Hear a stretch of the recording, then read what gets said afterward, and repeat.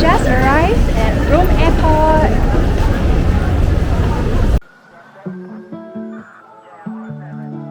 Our first day at Rome is mostly about settling down and getting used to the time zone. Once in a while you seem to cross my mind. We are now at Rome and this is our room. Passing by, I swear sometimes I can hear you from the other side. I can't make After settling down, we headed out to get acquainted to the area. And our first order of business is to get water and snacks. Then we had our dinner at Pizza Item. Ain't it cruel how it all ends just like that? How come life takes the best of us? After dinner, we headed for gelato. If you can't decide on flavors, you won't go wrong with pistachio. When I look at this photograph,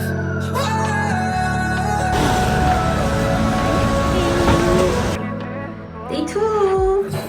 We started our adventure in Rome with a standard hotel breakfast before heading to the Colosseum. if I called you that night before it all Unfortunately, it's a very rainy day in Rome and we need to walk around with umbrellas. to say, so I just shine my The Colosseum is the largest ancient amphitheatre ever built. After the fall of the Western Roman Empire, the Colosseum began to deteriorate due to neglect. By the 20th century, nearly 2/3 of the original building had been destroyed. In front of the Colosseum is the Ark of Constantine, which was built and dedicated to the first Christian emperor of Rome for his victory at the Battle of Milvian Bridge. Walking further down, you will see the Ark of Titus and the Temple of Venus and Roma, dedicated to the goddesses they are named after. After exploring the Colosseum's surrounding, we headed towards Trevi Fountain. when I look at this photograph. When I look at this photograph. On our way, we saw the bell tower of Basilica St. Andrew, designed by a master of Baroque architecture, Francisco Borromini. Then a short walk later, the entrance of the church itself.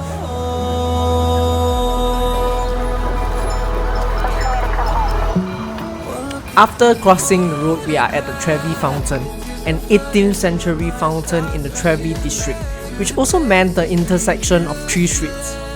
The fountain marks the terminal point of Aqua Virgin, which supplied water to ancient Rome. The legend holds that a coin thrown into the fountain will ensure a return to Rome, a tradition that dates back to the ancient Romans in hopes of returning home safely. After the fountain, a quick snack nearby with gelato, pizza and coffee before heading towards the Pantheon.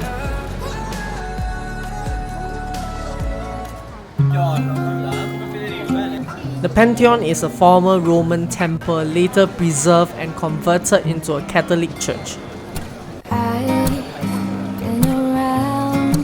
Next, we also visited the St. Louis Church, followed by the Palazzo Madama, which is the Senate House of Italy.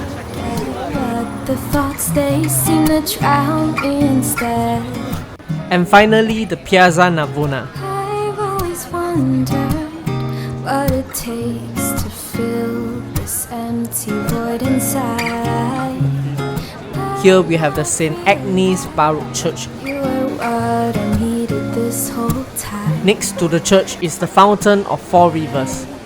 Been around, no one And further down is the Fountain of the Mall on the southern end. every minute Then it's lunchtime at Virginia. spend is on you every single day. I've always wondered what it takes to fill this empty void inside. The pasta was cooked to perfection, but it was a bit too savory for our liking. Makes me wanna be with you for a long time. Our guide then shared a bit about the city's waterworks before we headed towards the Vatican City.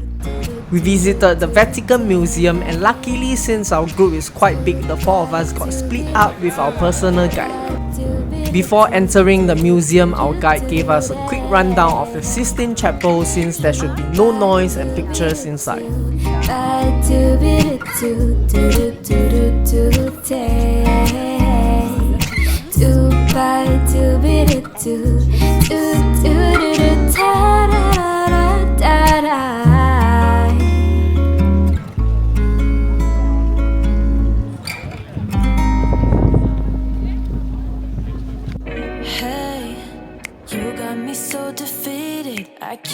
To reach the Sistine Chapel, you will have to walk through a series of exhibits lasting around 500 meters.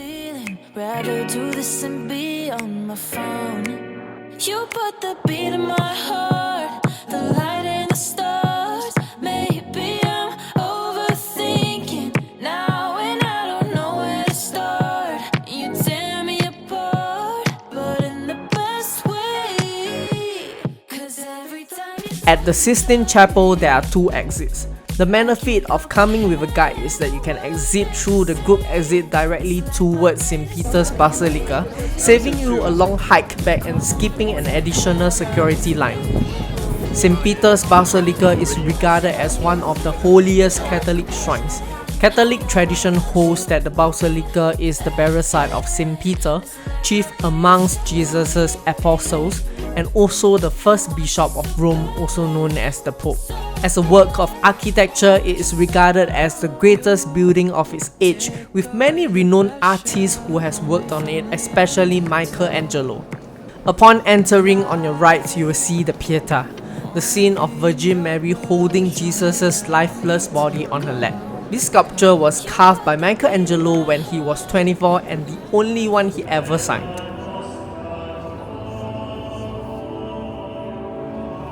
Other than that, you will also see sculptures of past popes on the pillars, and the tomb of the popes underneath this staircase. Out of respect, we did not video this portion. After getting out of St. Peter's Basilica, we took a last look at St. Peter's Square. Here is home to the Vatican obelisk, an Egyptian obelisk, one of 13 and the only ancient one in Rome that has never fallen. With that, we went back to the hotel and ended our day in Rome. Subscribe and stay tuned for our adventures in Venice and Switzerland next.